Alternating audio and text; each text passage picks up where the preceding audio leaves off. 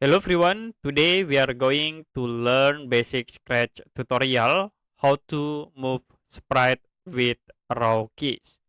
So you can go to events and use the when click.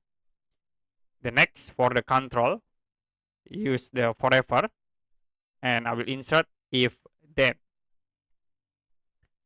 Go to sensings and in here we can use key space press. You can move and you can copy these tools, duplicate to the bottom here, duplicate again, and then duplicate. So we have this for if then, and you can change for key space. Okay, I will set into up, in here down, right arrow, and then left arrow. So for up arrow, you can go to motions, and I will set for change by y axis. Okay, for up 10 and copy duplicate to the bottom here -10.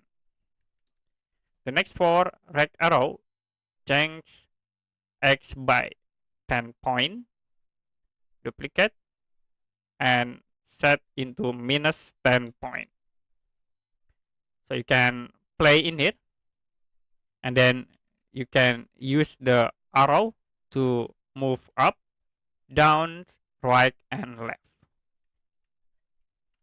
Okay, that's it for basic Scratch tutorial how to move sprite with raw keys.